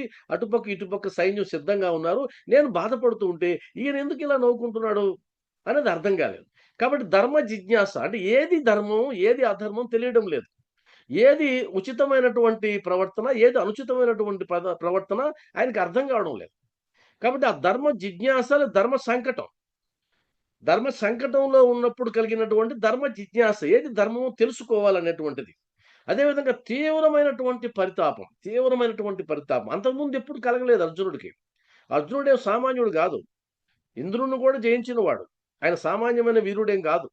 మరి అంత గొప్ప విజయాలు సాధించినటువంటి అర్జునుడు కూడా ఒక సందర్భంలో పడిపోయాడు. మనలో కూడా చూస్తుంటాం. చాలా సందర్భాల్లో ధైర్యంగా ఉంటాం మనం గూడా. కానీ ఏదో ఒక సందర్భంలో, పర్టిక్యులర్ సందర్భంలో మనం పడిపోతాం. మనం అక్కడి నుంచి లేయలేం. అప్పుడేమంటారంటే, "అన్నీ సాధించావు, అన్ని సందర్భాల్లో ధైర్యంగా ఉన్నావు, అన్ని సమస్యలను ఎదుర్కొన్నావు. ఇదేంటి ఇలా చిన్న సమస్యకే పడిపోయినావు" అని చుట్టుపక్కల అంటూ ఉంటారు. అర్జునుడి పరిస్థితి కూడా అదే. అర్జునుడు సామాన్యమైన వీరుడు కాదాయన. మరి అన్నిటిని జయించిన వాడు ఈరోజు ఒక చిన్న విషయం అని ఆయనకనిపిస్తుంది శ్రీకృష్ణ భగవానుడు మనకు గాదు. ఈ చిన్న విషయం కోసం ఆయన బాణాలన్నీ పడవెచ్చి నా వల్ల కాదని శోకసంద్రంలో మునిగిపోయాడు. కాబట్టి మనోరుగ్మతలకు లోనైపోయాడు. కాబట్టి ఎందుకిలా జరిగిందంటే, ఆ ధర్మ సంకటంలో నుంచి ధర్మ జిజ్ఞాస వైపు తీవ్రమైనటువంటి పరితాపం కింద మారిపోయింది కాబట్టి అది యోగం. కాబట్టి అది యోగం. కాబట్టి ఏది యోగం అవుతుందంటే, ఏదైతే వైరాగ్య భావనతో పరమాత్ముని చేరుకునేటువంటి దిశగా నీ ఆలోచనలు ఉంటాయో, అదంతా యోగమే. అదే విధంగా ధర్మం కోసం నువ్వు పడేటువంటి ఆహ్, ఆహ్, ఆ జిజ్ఞాస ఏదైతే ఉంటుందో, అదంతా యోగమే. తీవ్రమైన పరితాపం ఏదైతే చెందుతావో అదంతా కూడా యోగమే. కాబట్టి ఎందుకు విషాదం యోగమైంది అంటే, ఆ విషాదం వెనక ఉన్నటువంటి ప్రయోజనాన్ని బట్టి, ఆ దుఃఖం గూడా, ఆ విషాదం గూడా యోగంగా మారింది. ఇది మనం గుర్తుపెట్టుకోవాలి. కాబట్టి అర్జున విషాదం యోగం కింద మారింది. అది మొట్టమొదటిది. ఆ తర్వాత దీంట్లో ఆ ప్రథమ అధ్యాయంలో మనం తెలుసుకోవాల్సినవి చాలా ఉన్నాయి. మొట్టమొదట మీరు భగవద్గీత తీయండి. భగవద్గీతని చేతుల్లోకి తీసుకోండి. అందులో మొట్టమొదటి అధ్యాయంలోకి వెళ్ళండి. మొట్టమొదటి అధ్యాయం. మొట్టమొదటి అధ్యాయంలో ధృతరాష్ట్ర ఉవాచ అది మొదలవుతుంది. అర్జున విషాద యోగంలో ధృతరాష్ట్ర ఉవాచ శ్లోకం 1. మీరు మ్యూట్‌లో ఉన్నారు అందరూ. కానీ మ్యూట్‌లోనే ఉండి నేను చెప్పిన దాన్ని మీరు రిపీట్ చేయండి. మ్యూట్‌లోనే ఉండి రిపీట్ చేయండి. ధర్మక్షేత్రే కురుక్షేత్రే సమవేతాయుయుత్సవః మామకాః పాండవశ్చైవ కిమకుర్వత సంజయ. మరలా ఇంకొకసారి మీరు రిపీట్ చేయండి మ్యూట్‌లోనే ఉండి. ధర్మక్షేత్రే కురుక్షేత్రే సమవేతాయుయుత్సవః మామకాః పాండవశ్చైవ కిమకుర్వత సంజయ. ఓ సంజయ, ధర్మభూమి అయిన కురుక్షేత్రంలో కూడి ఉండి యుద్ధానికి సన్నద్ధమైన నా పుత్రులు మరియు పాండుపుత్రులు ఏమి చేశారు? ఇది దీని అర్థం. కిమకుర్వత సంజయ. ఇక్కడ ఆ ప్రథమ శ్లోకాన్ని మనం మాట్లాడుకునే క్రమంలో మీకు మీ దగ్గర ఉన్నటువంటి గ్రంథానికి సంబంధించి ఆ వివరణ చదవొద్దు. ఎందుకంటే ఒక్కొక్క దాంట్లో ఒక్కొక్క రకంగా ఉంటుందది. మనకు శ్లోకం మాత్రమే చదువుదాం. శ్లోకం మాత్రమే చదివి అందులోకి వెళ్దాం. ఇక్కడ మొట్టమొదట ధృతరాష్ట్ర ఉవాచ అంటే ధృతరాష్ట్రుడు పలికెను. ఈ ధృతరాష్ట్రుడెవరు? మనందరికీ మహాభారతం తెలుసు. ఎవ్వరికీ మహాభారతం తెలియకుండా లేదు. కాబట్టి ఆ తెలిసినటువంటి మహాభారతాన్ని మరొక్కసారి మనం గుర్తు తెచ్చుకుందాం. మొట్టమొదట ధృతరాష్ట్ర ఉవాచ అంటే ధృతరాష్ట్రుడు ఎవరు అనేది ప్రధానమైనటువంటి అంశం. మరి ఆ ధృతరాష్ట్రుడు ఎవరు అనే దానికి ముందు మనం మూల కథలోకి వెళ్ళాలి. అది తెలుసుకోవడం తప్పేం కాదు. తెలుసుకోవాలి కూడా. తెలుసుకోవాలి ఖచ్చితంగా. కాబట్టి ధృతరాష్ట్రుడు అనంటే అర్థం ఏంటంటే, ధృతరాష్ట్ర అంటే రాష్ట్రమును ధరించిన వాడు. ధృతరాష్ట్రుడికి మనం ఏం చెప్తామంటే, తనది కాని రాష్ట్రమును ధరించిన వాడు ధృతరాష్ట్రుడు. తనది కాని రాష్ట్రమును అంటే ప్రాంతమును లేదా రాజ్యమును ధరించిన వాడు, ఏలుతున్నటువంటి వాడు. ఆ పేరులోనే అంత అర్థం ఉంది. కాబట్టి తనది కాని దానిని తనది అనుకునే ప్రతి ఒక్కడు ధృతరాష్ట్రుడే. తనది కాని దానిని తనది అనుకునే ప్రతి ఒక్కడు ధృతరాష్ట్రుడే. ఆయనకి ఇంకొక క్వాలిఫికేషన్ కూడా ఉంది. అదేంటంటే అంధుడు, గుడ్డివాడు. కాబట్టి ధృతరాష్ట్రుడు అంధుడు. మనమైతే అంధులం కాకపోయినా ధృతరాష్ట్రులు మనం అందరం గూడా. మనందరం ఎలా ధృతరాష్ట్రులు అవుతామండి? ధృతరాష్ట్రుడు అనేది నెగెటివ్ క్యారెక్టర్ గదా! మనం విలన్లమా? నెగెటివ్ క్యారెక్టర్సమా అని అనుకోవచ్చు. కానీ వాస్తవం ఏంటంటే మనందరం గూడా ధృతరాష్ట్రులమే. ఎందుకంటే తనది కాని దానిని తనది అనుకునేవాడు ధృతరాష్ట్రుడంటే మనం ఏం చేస్తున్నాం? ఈ శరీరం నాది కాదు. ఈ శరీరం నేను కాదు అని ఆధ్యాత్మిక శాస్త్రాలు చెప్తున్నా నేనే శరీరం అనుకుంటున్నాం గదా! కాబట్టి మనం గూడా ధృతరాష్ట్రులమే. నేనే శరీరం అనుకుంటున్నాం. శాస్త్రాలు ఏం చెప్తున్నాయి? నువ్వు శరీరం కాదు, నువ్వు ఆత్మవి. మనం ఏం చెప్తున్నావు? నువ్వేమో ఆత్మ అంటున్నావు. నాకేమో అది తెలియడం లేదు. కాబట్టి నేను శరీరాన్నే అనుకుంటా ఉన్నాం. ఈ శరీరం కాదు, నేను ఆత్మని అని తెలుసుకునేది గదా పరమ ప్రయోజనం. కానీ ఇప్పుడు తెలుసుకున్నామా అంటే తెలుసుకోలేదు. తెలుసుకుంటే ఇలా ప్రవర్తించం. నేను ఆత్మని అని తెలుసుకుంటే, నాలో ఉన్న ఆత్మే నా ఎదుటి వ్యక్తిలో గూడా ఉంది అని తెలుసుకుంటే, ఈ సృష్టిలో ఒక్కటే ఉంది. అదే ఆత్మ, పరమాత్మ. అది తప్ప ఇంకొకటి లేదని గాని అనుకుంటే, అప్పుడు మారిపోతుంది మొత్తం. మనలో అంత పరిణతి రాలేదు. అంత వికాసం కూడా కాలేదు గాబట్టి, మనం ధృతరాష్ట్ర స్థితిలోనే ఉన్నామని నా ఉద్దేశ్యం. నా వ్యక్తిగత అభిప్రాయం. అదే విధంగా అంధత్వం. అంధత్వం దేనికి గుర్తు అంటే అజ్ఞానానికి గుర్తు. చీకటి దేనికి గుర్తు? అజ్ఞానానికి గుర్తు. ఆ చీకటికి విలోమం జ్ఞానం, వెలుతురు. కాబట్టి అంధకారానికి విరుగుడు వెలుతురు. ధృతరాష్ట్రుడు అంధుడు. మనం ఒక రకంగా అంధులమే. మనం గూడా అజ్ఞానంలోనే ఉంటాం. మనకంత జ్ఞానం వచ్చిందని నేనైతే అనుకోవడంలే. నేనైతే ఇంకా అజ్ఞానంలోనే కొట్టుమిట్టాడుతున్నామేమో, ఇంకా ఆ ఛాయలు మనకు పోలేదేమో, ఇంకా ఆ వాసనలు, ఆ సంస్కారాలు పోలేదేమో అన్నటువంటి భావన నాకుంది వ్యక్తిగతంగా. కాబట్టి ఇంకా మనం ఆ పరిణతి చెందలేదు. కాబట్టి ఇంకా మనం అజ్ఞానాంధకారంలోనే ఉన్నాం. అజ్ఞానాంధకారంలోనే ఉన్నాం. కాబట్టి మనకు కూడా ఆ ధృతరాష్ట్రుని లక్షణాలే ఉన్నాయి. వాస్తవంగా భగవద్గీతని ఒక యాంటీ క్యారెక్టర్‌తో మొదలుపెట్టారు. చివరికి ఆ క్యారెక్టర్ ద్వారా మొదలుపెట్టి ఆయనకేం పెద్ద ప్రాధాన్యత ఇవ్వలేదు గానీ, ప్రారంభం మాత్రం ఆయనతోనే మొదలైంది. కాబట్టి ధృతరాష్ట్రుడు ఎవరు అనే దానికి మొట్టమొదట మనం తెలుసుకోవాల్సిన చర్య ఏంటంటే, వాస్తవం ఏంటంటే, ఇక్కడ మనకు చాలా పూర్వ కథలోకి వెళ్ళాలి. ఆ పూర్వ కథ మనం అనేక సార్లు వినుంటాం. ఎందుకంటే, వేదవ్యాసుడి దగ్గర నుంచి వెళ్ళాలి మనం. వేదవ్యాస జననం. అయితే ఇక్కడ మనం వ్యాస పూర్ణిమ రోజు చెప్పుకుంటాం ఈ కథని. వ్యాస పూర్ణిమ రోజు ఈ కథని మనం అనేక సార్లు నేనైతే వ్యాస పూర్ణిమ, గురు పూర్ణిమ రోజు అనేక సందర్భాల్లో ఈ కథను చెప్పున్నా. కాబట్టి ఎక్కడ మొదలవుతుంది ఈ మహాభారతాన్ని అనంటే చాలా లోతు చాలా ఉంది. మనం అంత దూరం వెళ్ళలేం. జనమేజయుడు దగ్గర నుంచి మొదలుపెట్టాలి. అక్కడి నుంచి రివర్స్‌లో వస్తుంది కథ. భగవద్గీత, మహాభారతం రివర్స్‌లో వస్తుంది. అంత దూరం పరీక్షిత్ మహారాజు, జనమేజయుని కథ నుంచి వస్తుంది. అంత దూరం మనకు పోకపోయినా, నేను సింపుల్‌గా దాన్ని సింప్లిఫై చేసి, ఇక్కడ వరకు సరిపోతుందని నేననుకున్నా. నేననుకున్న కథ వరకు మీకు చెప్తా. ధృతరాష్ట్రుడికి సంబంధించి. ఆ కథ వరకు మనం చెప్పినట్లయితే, మొట్టమొదట దాశరాజు, మత్స్యగంధి మీకు తెలుసు. దాశరాజు అనేటువంటి మత్స్యగంధి అనే కథ మీకు తెలుసు. ఎందుకంటే పరాశర మహర్షి నదిని దాటడానికి వెళ్ళే సందర్భంలో మనకు గుర్తొస్తది అంత కథ. ఆ నదిని దాటడానికి వెళ్ళేటువంటి ఆ సందర్భంలో దాశరాజు, దాశరాజు యొక్క కుమార్తె మత్స్యగంధి. దాశరాజు యొక్క కుమార్తె మత్స్యగంధికి సంబంధించి మనం మాట్లాడుకోవాలి. మత్స్యగంధి అంటే ఆమె ఉన్న ప్రదేశం నుంచి ఒక యోజనం దూరం వరకు చేపల వాసన వస్తుందని ఆమెకు ఆ పేరు పెట్టారని కూడా మనకు తెలుసు. మత్స్యగంధి మత్స్యగంధి మళ్ళా యోజన గంధి కింద మారుతుంది. కాబట్టి ఆయన పరాశరుడు దాశరాజు దగ్గరికొచ్చి, "అయ్యా నేను నదిని దాటాలి, పడవని సిద్ధం చేయమంటే" ఆయన వేరే పని మీద ఉన్నందువల్ల తన కుమార్తెను ఆ మహర్షిని పడవ దాటించడానికి వినియోగించమంటాడు. వెళ్ళమంటాడు. అప్పుడు మత్స్యగంధి ఆ పరాశర మహర్షిని పడవలోకి ఎక్కించుకొని, ఆ నదిని దాటేటువంటి ఆ క్రమంలో భగవత్ సంకల్పానుసారంగా అంత గొప్ప మహర్షికి మత్స్యగంధి మీద కోరిక పుడుతుంది. మత్స్యగంధి మీద వాస్తవానికి ఈమె కంపు కొడుతుంది. చేపల కంపు కొడుతుంది.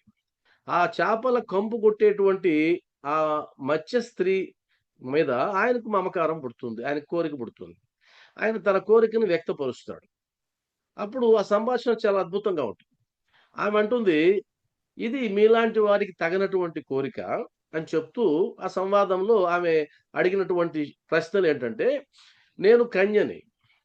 నేను కన్యని గాబట్టి నేను మీతో కూడినందువల్ల నా కన్యత్వం పోతుంది. అది అపచారం ఒకటి. నా తండ్రికి తెలియకుండా. రెండవది ఇది బయటపడుతుంది. ఎప్పుడో ఒకప్పుడు బయటపడుతుంది. బయట పడినప్పుడు నాకు మచ్చొస్తుంది. 2 మూడవది ఇది పట్టపగలు. పట్టపగలు మీ కోరిక తీర్చడం సాధ్యం కాదు" అని ఆమె తన అభిప్రాయాన్ని చెప్పినప్పుడు పరాశర మహర్షి ఆమెకు కొన్ని వరాలిస్తాడు. ఆ వరంలో ఒకటేంటంటే, నీ కన్యత్వం చెడిపోదు ఒకటి. రెండవది ఇది ఇంకెవరికీ తెలిసే అవకాశం లేదు. మూడవది పట్టపగలు కూడదన్నావు గాబట్టి, నేను గాఢాంధకారాన్ని సృష్టిస్తాను అని ఆమెను ఒప్పిస్తాడు. ఆ విధంగా వారిద్దరి కలయిక ద్వారా పుట్టినవాడు వేదవ్యాసుడు. అంటే పరాశర మహర్షికి, మత్స్యగంధికి. మరి చేపల వాసన కొడుతుంది గదా! దానికి గూడా ఆయన ఉపాయం. ఈ చేపల వాసన పోయి నువ్వు ఒక యోజనం దూరం వరకు సుగంధ పరిమళాలు వెదజల్లేలాగా ఆయన ఆహ్, ఆశీర్వదిస్తాడు. కాబట్టి ఆమె యోజన గంధి కింద మారుతుంది. మత్స్యగంధి కాస్త యోజన గ్రంథి. ఆమె పేరు సత్యవతి. అది మర్చిపోకూడదు మనం. సత్యవతి అనే ఆ టైటిలే ముందుకెళ్తుంది. ఈ యోజన గంధి ముందుకు రాదు. మత్స్యగంధి ముందుకు రాదు. కాబట్టి పరాశర మహర్షి, సత్యవతి. పూర్వనామం మత్స్యగంధి, తర్వాత యోజన గ్రంథి. వీరిద్దరికీ పుట్టినటువంటి వాడు వేదవ్యాసుడు. వేదవ్యాసుడు వేదవ్యాసుడు వేదాలను విభజించిన తర్వాత అయినాడు. ఆయన ఒక ద్వీపంలో పుట్టాడు కాబట్టి కృష్ణద్వైపాయనుడు అంటారు ఆయన. అది తీసి పక్కన పెడదాం. ఆయన పుట్టిన వెంటనే అలా పెరుగుతూ వచ్చాడు. పుట్టిన వెంటనే పెరుగుతూ వచ్చాడు. అసలు పుట్టిన వెంటనే శిశువు ఎలా పెరుగుతారంటే కారణ జన్ములు అంటారు. కారణ జన్ములు అలానే ఉంటారు. మనం వాటి గురించి శాస్త్రాల్లో ఏం చెప్తారంటే మహాత్ముల యొక్క జననాల గురించి నువ్వు ఆరా తీయకూడదు. మహాభారతంలో ఇలాంటివి కొలలుగా ఉంటాయి. మనం నమ్మడానికి శక్యం కానట్టే ఉంటాయి. నమ్మలేం కూడా. ఇప్పుడుండే పిల్లలకి చెప్పి నమ్మించడం కూడా సాధ్యం కాదు. కాబట్టి ఇప్పుడు ఈ సైన్స్‌తో పోలిస్తే నాకు ఇంకొక కోణం ఏమర్థమవుతుందంటే, ఇప్పుడు మనం ఏదైతే సైన్స్‌గా పిలుచుకుంటున్నామో, అది అప్పుడే ఉన్నదేమో అనేటువంటి ఒక ఫీలింగ్ గూడా ఒస్తది. మహాభారతం చదువుతా ఉంటే. ఆ సైన్స్ ఇప్పుడుందేమో, ఇప్పుడు మనం దాన్ని సైన్స్ అనుకుంటున్నాం. కానీ అప్పుడే మహర్షులు దాన్ని దాన్ని కనుక్కున్నారేమో అనేటువంటిది అనిపిస్తూ ఉంటుంది. ఆ తర్వాత అక్కడి వరకు అయిపోతుంది. ఆయన తపస్సు కోసం వెళ్ళిపోతాడు వేదవ్యాసుడు. వేదవ్యాసుడు తన తల్లికి ఇచ్చినటువంటి కోరిక ఒకటుంటుంది. అదేంటంటే సత్యవతికి, "అమ్మా నువ్వు ఎప్పుడు తలుచుకుంటే అప్పుడు నీ ముందు నేను ప్రత్యక్షమవుతాను" అన్నటువంటి ఒక కోరికని ఆమెకు ఇచ్చి ఎళ్తాడు. దీని వరకు కట్ చేద్దాం. ఇది మొదటి ఎపిసోడ్ అనుకుందాం. మొదటి ఎపిసోడ్‌లో మీరు గుర్తుపెట్టుకోవాల్సిందేంటంటే, పరాశర మహర్షి నదిని దాటడానికి దాశరాజు దగ్గరికి వస్తాడు. దాశరాజు పని మీద ఉండి తన కుమార్తెను నదిని దాటించడానికి పంపుతాడు. అప్పుడు ఆ మత్స్యగంధి మీద పరాశర మహర్షికి కోరిక పుట్టి ఆమెను ఒప్పించి ఆమెతో సంగమిస్తాడు. వారి కలయిక ద్వారా పుట్టినటువంటి వాడు వేదవ్యాసుడు. వేదవ్యాసుడు పుట్టినటువంటి ఆ విషయం గోప్యంగానే ఉంచబడుతుంది. అది ఎక్కడ ప్రకటించబడదు. అప్పుడు తన తల్లికిచ్చినటువంటి ఒక వరం ఏంటంటే, ఆ తల్లి ఎప్పుడు కోరుకుంటే ఆ తల్లి ముందు ప్రత్యక్షమవుతాడు అన్నది. అది ఈ కథ సారాంశం. అది మొదటి ఎపిసోడ్ కింద. దీన్ని కట్ చేయండి. ఇప్పుడు ఇంకొక ఎపిసోడ్‌లోకి వెళ్దాం. శాంతన మహారాజు. ఇది గుర్తుపెట్టుకోవాలి. శాంతన మహారాజు ఆయన, ఆయన మహారాజు ఎలా అయినాడు, దాని పుట్టు పూర్వోత్తరాలు అయన్నీ ఉంది. అక్కడి వరకు ఆ ఎపిసోడ్‌ని వదిలేస్తాం మనం. శాంతన మహారాజు మొట్టమొదట గంగను వివాహం చేసుకుంటాడు. గంగాదేవిని. ఇది మనం చాలా సినిమాల్లో కూడా చూసుంటాం. గంగాదేవిని వివాహం చేసుకున్నప్పుడు ఆమె ఒక షరతు పెడుతుంది. ఆ షరతు ఏంటంటే, నన్ను నువ్వు ప్రశ్నించకూడదు. అంటే నేను ఏం చేసినా నువ్వు నన్ను ప్రశ్నించకూడదు. ఎదురు ప్రశ్న వేయకూడదు. అలా అయితేనే నిన్ను వివాహం చేసుకుంటానని గంగాదేవి అంటుంది. ఆయన అలానే మాటిస్తాడు. అప్పటినుంచి ఆమె ఏం చేస్తుంది, పుట్టినటువంటి ప్రతి బిడ్డని ఆమె గంగలో వదిలేస్తూ ఉంటుంది. కానీ ఈయనకు తెలుసు, కానీ బాధపడుతూ ఉంటాడు గానీ, ఎట్టి పరిస్థితుల్లో ఆయన ప్రశ్నించడు. చివరికి అష్టమ గర్భం, 8వ సంతానమైనటువంటి దేవవ్రతుడు అంటే భీష్ముడు ఆయన గుర్తుపెట్టుకోండి. దేవవ్రతుడు. ఆ దేవవ్రతుడు అనేటువంటి ఆ శిశువును గూడా వదిలేస్తూ ఉంటే అప్పుడు ఆయన ప్రశ్నిస్తాడు. అలా ప్రశ్నిస్తే ఆమె వెళ్ళిపోతుంది గదా! ఆ వెళ్ళిపోవడానికి సిద్ధమవుతుంది, వెళ్ళిపోతుంది. వెళ్ళేటప్పుడు తన బిడ్డను తీసుకొని వెళ్ళిపోతుంది. ఆ తర్వాత ఎదిగిన తర్వాత యుక్త వయస్సులో ఆ బిడ్డను మరలా తీసుకొచ్చి తండ్రికి అప్పగిస్తుంది. ఇది ఇక్కడ గుర్తుపెట్టుకోవాల్సింది ఇదే. అయితే నేను యూట్యూబ్‌లో పెట్టేటప్పుడు ఇమేజెస్ అంతా పెడతాను. మీకు ఇంకొకసారి వినడానికి బావుంటది. ఇమేజెస్ మొత్తం చూపిస్తాను. అప్పుడు ఇంకా బాగా అర్థమవుతుంది. అప్పుడు గంగాదేవికి సంబంధించిన ఎపిసోడ్‌లో గంగాదేవి శాంతన మహారాజుని పెళ్లి చేసుకుంది. చేసుకునేటప్పుడు షరతులు పెట్టింది. నేను ఏం చేసినా ప్రశ్నించకూడదు అని. అప్పటినుంచి ఆ మాటకి కట్టుబడి తనకు పుట్టినటువంటి 7 మంది పిల్లల్ని గంగలో వదిలేస్తున్నా శాంతన మహారాజు మాట్లాడడు. చివరికి 8వ బిడ్డను ఆ బిడ్డ పేరు దేవవ్రతుడు. ఆయనే తర్వాత భీష్ముడి కింద మారుతాడు. భీష్ముడు మనకు తెలుసు. అలా వదిలేటప్పుడు ప్రశ్నించేసరికి గంగాదేవి ఆయన నుంచి శాశ్వతంగా వెళ్ళిపోతుంది. ఇటు బిడ్డను తీసుకొని వెళ్ళిపోతుంది. ఆ తర్వాత యుక్త వయసులో మరలా తీసుకొచ్చి ఆయన కాడ వదిలిపెడుతుంది. అప్పగిస్తుంది. దేవవ్రతుడు, భీష్ముడు ఇది గుర్తుపెట్టుకుంటే అది రెండో ఎపిసోడ్ కిందకొస్తుంది. ఆ తర్వాత శాంతనవుడు గంగను వివాహం చేసుకున్న తర్వాత మరలా ఈ సత్యవతిని వివాహం చేసుకుంటాడు. దానికి సంబంధించి కూడా ఒక కథ నడుస్తుంది. ఈ శాంతనవుడు గంగ గుర్తుపెట్టుకోండి. ఇక్కడ మనం గుర్తుపెట్టుకోవాల్సింది ఏంటి? శాంతనవుడు, గంగ, దేవవ్రతుడు బ్రాకెట్‌లో భీష్ముడు. ఈడ వరకు గుర్తుపెట్టుకోండి. ఈ 7 మంది శిశువులు భీష్ముడు ఎవరు అంటే అష్టవసువులు అని అంటారట. అష్టవసువులే మరలా పుడతారనేది అదో పెద్ద కథ ఉంది. అదంతా వద్దు మనకు.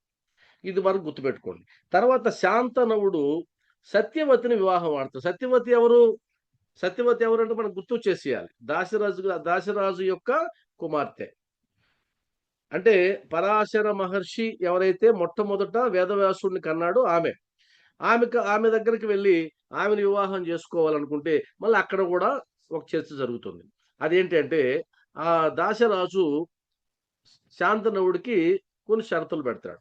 నా కుమార్తెను నీకు ఇవ్వడానికి నేను ఇష్టపడుతున్నాను. కానీ నీకు ఇప్పటికే ఒక కొడుకున్నాడు. దేవవ్రతుడు, భీష్ముడు.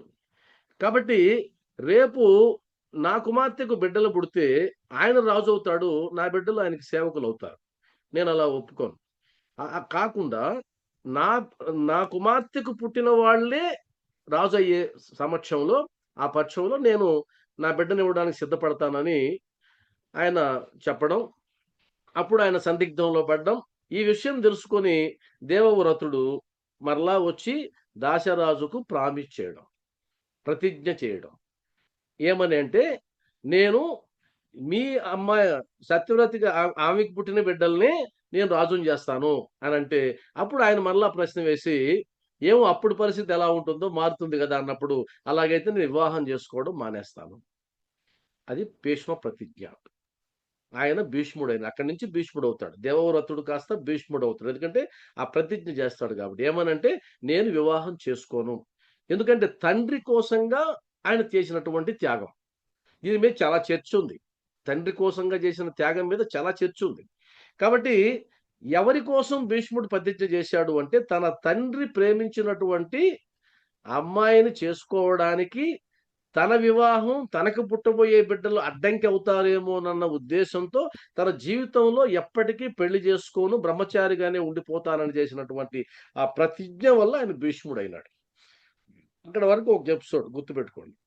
ఇది కష్టంగా ఉండదనుకోండి. ఎందుకంటే ఆల్రెడీ అనేక సార్లు మనం వినుంటాం కాబట్టి. ఆ తర్వాత ఆ శాంతనవుడికి, సత్యవతికి ఇద్దరు పిల్లలు పుడతారు.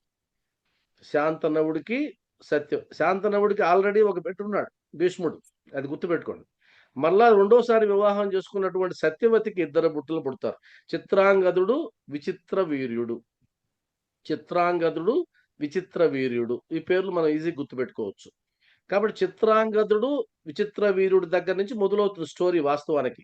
వీరిద్దరిలో కూడా చిత్రాంగదుడు ఆయన మరణిస్తాడు. ఆయనకు సంబంధించిన చరిత్ర పెద్దగా ఉండదు. ఆ తర్వాత విచిత్ర వీర్యుడు ఇక్కడి నుంచి మొదలవుతుంది. భీష్ముడు ఏం చేస్తాడంటే ముగ్గురు అమ్మాయిలకి సంబంధించిన స్వయంవరానికి వెళ్ళి మీకు తెలుసు ఆ పేర్లు కూడా అంబ, అంబిక, అంబాలిక. ఆ ముగ్గురిని స్వయంవరంలో జయించి తీసుకొస్తూ ఉంటాడు.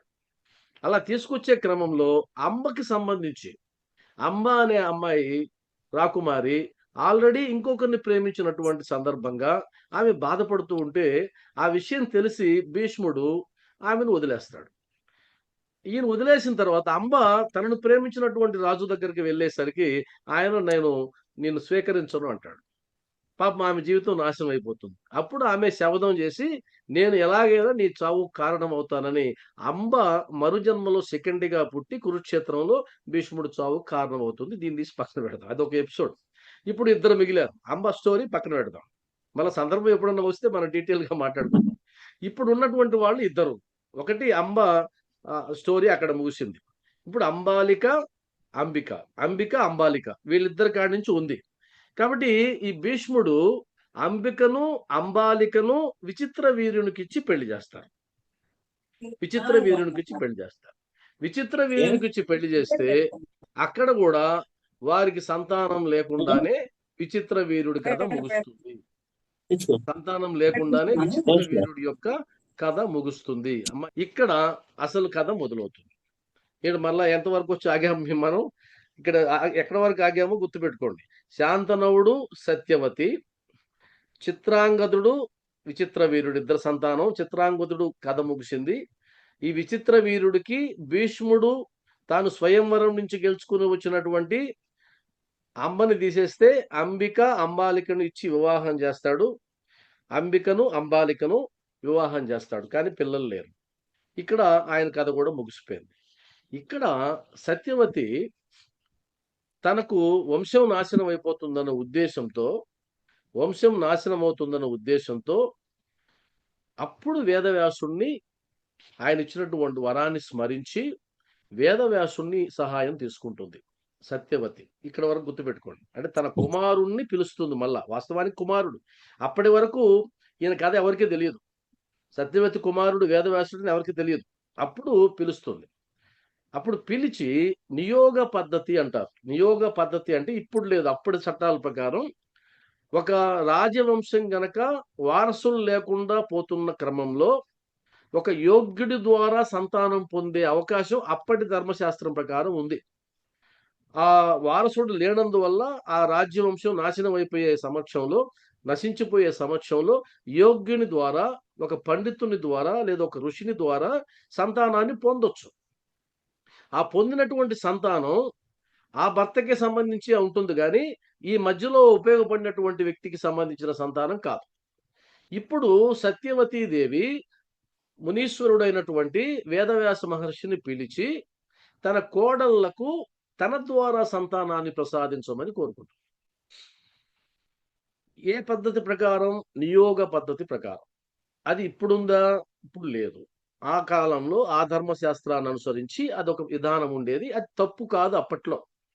అప్పుడు వేదవ్యాసి మహర్షి దాన్ని అంగీకరించి ముందు అంబిక, అంబాలిక. అంబికను వేదవ్యాసుని దగ్గరికి పంపుతుంది సత్యవతి సంతానం కోసంగా. అప్పుడు ఆ వేదవ్యాసి మహర్షి యొక్క రూపాన్ని చూసి ఆ సంభోగ సమయంలో ఆమె కళ్ళు మూసుకుంటుంది. అలా కళ్ళు మూసుకున్న కారణంగా చూపు లేనటువంటి ధృతరాష్ట్రుడు పుట్టాడు. అక్కడ వస్తుంది ధృతరాష్ట్రుని జననం.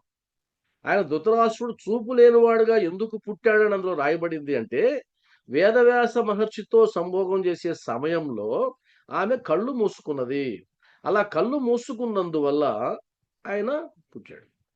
ఆ తర్వాత అంబాలిక. అంబాలిక వేదవ్యాసుని దగ్గరికి వెళ్ళినప్పుడు ఆమె భయపడుతుంది. ఆమె భయపడిపోయి ఆ రూపాన్ని చూసి భయపడినందువల్ల ఆమెకు పాలిపోయినటువంటి పాండురోగంతో ఉన్నటువంటి పాండురాజు పుడతాడు. వీరిద్దరూ ఒకాయన చూస్తే రోగంతో పుట్టాడు. ఒకాయన చూస్తే చూపు లేకుండా పుట్టాడు. మరలా ఇంకొక అవకాశం మొదటి కోడలికి ఇస్తే ఆమె తనకు బదులుగా దాసిని పంపుతుంది వేదవ్యాసుని దగ్గరికి. ఆ దాసికి పుట్టినవాడు విదురుడు. దాసికి పుట్టినవాడు విదురుడు. అంటే వీరు ముగ్గురు గూడా విచిత్ర వీరుని యొక్క సంతానం కింద లెక్క. వేదవ్యాసుని సంతానం కింద లెక్క కాదు. ఎందుకంటే అది నియోగ పద్ధతి ద్వారా. కాబట్టి ఇక్కడి వరకు మనం ముగిస్తే కథను గనక సత్యవతి తన కోడళ్ళ ద్వారా వేదవ్యాసుని సహాయంతో ముగ్గురికి జన్మ ప్రసాదించింది అనుకుందాం ఉదాహరణకి.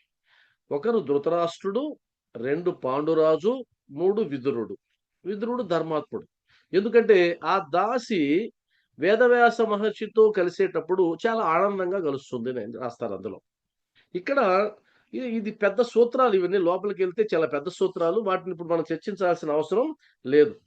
ఇందులో ధృతరాష్ట్రుడు అంధుడైనాడు కాబట్టి ఆయన యొక్క రాజ్యం పెద్దవాడైనప్పటికీ పాండురాజుకి వెళ్తుంది. ఆ తర్వాత పాండురాజుకు సంబంధించిన కథ. ఆయన ముని దంపతులు జింక రూపంలో ఉంటే వారిని బాణంతో కొట్టడం, వారు చనిపోతూ పాండురాజుకు శాపం ఇవ్వడం, భార్యాభర్తలు కలిస్తే నువ్వు చనిపోతావని పాండురాజుకి ఇచ్చిన శాపం కారణంగా ఆయన మాద్రితో ఆయన కలిసినప్పుడు ఆయన చనిపోయే పరిస్థితులు ఇదంతా చాలా ఈ కథ అంతా మనం పక్కన పెట్టేద్దాం. ఇదంతా మనకొద్దు. కాబట్టి ఇక్కడ మనకు అవసరమైంది ఎంతవరకు అంటే గనక ధృతరాష్ట్ర ఉవాచ అంటే ఈ ధృతరాష్ట్రుడు ఎవరు? ఈ ధృతరాష్ట్రుడు ఎవరు అంటే వేదవ్యాస మునికి అంబికకు జన్మించిన వాడు శాస్త్రరీత్యా నియోగ పద్ధతిలో ధర్మ ప్రకారంగా నియోగ పద్ధతిలో వాస్తవానికి విచిత్ర వీరుని యొక్క కుమారుడు. విచిత్ర వీరుని యొక్క సంతానం అనేది మనం గుర్తుపెట్టుకోవాలి. ఆ ధృతరాష్ట్రునికి పాండురాజుకి విదురుడు లేదింకా. విదురుడు దాసి కుమారుడు కాబట్టి ఆయన తీసి పక్కన పెట్టేయండి. దాసి కుమారుడు కాబట్టి ఆయనకేమి రాజ్య పరిపాలన దాంట్లో లేదు. ఇక్కడ ఏదైతే పెద్దవాడిగా తనకు దక్కాల్సినటువంటి రాజ్యం, తనకు చూపు లేని కారణంగా తన తమ్ముడైనటువంటి పాండురాజుకు దక్కడం ఈర్ష్యకు పునాది పడినటువంటి సందర్భం. అక్కడ మొదలైన ఈర్ష్య, అక్కడ మొదలైన ద్వేషం, అక్కడ నుంచి కురుక్షేత్ర సంగ్రామం జరిగి జాతి జాతి అంతమయ్యేంత వరకు వెళ్తుంది. చిన్న ఈర్ష్య, చిన్న ద్వేషం, చిన్న అసూయ, ఒక చిన్న విషయం అక్కడ దాకా వెళ్తుంది. ఆ తర్వాత పాండురాజు మరణించిన తర్వాత మరలా ధృతరాష్ట్రుని దగ్గరికే వస్తుంది. భీష్ముడు రాజ్యాన్ని కూడా స్వీకరించడు. ఆ తర్వాత ధృతరాష్ట్రుడు పెద్దవాడైనటువంటి ధర్మరాజును ముందు పెట్టుకోవాల్సింది పోయి, యుధిష్ఠిరుడు ధర్మరాజు ముందు పెట్టుకోవాల్సింది పోయి దుర్యోధనుని ఎంకరేజ్ చేయడు. దుర్యోధనుని ఎంకరేజ్ చేసి ఆయన చెడువాడని తెలిసి కూడా ఆ తర్వాత చాలా చాలా కథ ముందుకు వెళ్తుంది. ఆ తర్వాత కూడా ఒక అద్భుతమైన అంటే ఈర్ష్య, ద్వేషాలు పుట్టడానికి ఏది కారణం అనడానికి ఒక అద్భుతమైన కథలున్నాయి. అంటే ఇక్కడేమో కుంతీదేవి పాండవుల్ని అంటే ఇది ధర్మరాజు, భీముడు, అర్జునుడు, మాద్రి ద్వారా నకులుడు, సహదేవుడు వీరందరికీ మళ్ళా వేరే దేవతల లింక్ ఉంది. అది మనకు తెలుసు. అంటే కుంతీదేవి 5 మంది. కుంతీదేవికి, మాద్రికి 5 మంది సంతానం. ఈ 5 మంది సంతానం ఉన్నప్పుడే అదే సందర్భంలో గాంధారికి కూడా గర్భవతి అవుతుంది. అంటే ధృతరాష్ట్రుని భార్య. ఆమె చాలా గొప్ప పతివ్రత. ఎందుకంటే తన భర్తకు చూపు లేదని ఆమె కూడా కంటికి కంతలు కట్టుకొని ఉంటుంది కదా! ఆమె కూడా గర్భం ధరిస్తుంది. కానీ ఈమె గర్భం రాదు. డెలివరీ కాదు. డెలివరీ కాకున్నా వాళ్ళకేమో సంతానం వచ్చింది. అక్కడ కూడా ఈర్ష్యే. చివరికి ఆమె కోపంతో తన గర్భం మీద గట్టిగా గుద్దుకోవడం ద్వారా ఒక మాంసం ముద్ద బయటపడుతుంది. అప్పుడు ఆ మాంసం ముద్దను చూసి ఆశ్చర్యపడిపోతే అప్పుడు వేదవ్యాసం మునొచ్చి ఆ మాంసం ముద్దని 100 భాగాలు చేసి 101 భాగాలంటారు. అంటే దుశ్శల అనేటువంటి ఒక చెల్లెలు గూడా ఉంది కౌరవులకి. 101 కుండల్లో వేసి, ఆ కుండల్లో నెయ్యి పోసి వాటిని కాపాడమంటే, ఆ తర్వాత ఆ కుండల్లో నుంచి 100 మంది కౌరవులు, ఒక దుశ్శల అనేటువంటి ఒక చెల్లెలు వస్తుంది. 101 మందొస్తారు. ఇదంతా ఈర్ష్య, ద్వేషాల ద్వారా పుట్టింది. వాస్తవానికి మ మనిషి ఏ అసూయ ద్వారా, ఈర్ష్య ద్వారా పతనమవుతారో ఇక్కడ వ్యక్తిగతంగా పతనమయ్యేదే చూస్తుంటాం మనం. ఇక్కడ ఒక వంశం నాశనం అయిపోతుంది. ఒక యుగం నాశనం అయిపోతుంది. కాబట్టి మహాభారతానికి మూలం ఈర్ష్య, ద్వేషాలు, పగ, శత్రుత్వం, ప్రతీకారాలు ఒకవైపు. ఒకవైపేమో ధర్మం, నీతి, న్యాయం ఇదంతా ఒకవైపు. అంటే ధర్మానికి, అధర్మానికి, అసూయకి, ద్వేషాలకి, ప్రతీకారాలకి, విలువలకి మధ్య జరిగినటువంటి పోరాటమే మహాభారత యుద్ధం. ఈ మహాభారత యుద్ధంలో మొట్టమొదట ధృతరాష్ట్రునితో భగవద్గీత స్టార్ట్ అవుతుంది కాబట్టి ఇప్పుడు మనం అదంతా కూడా మాట్లాడుకుందాం.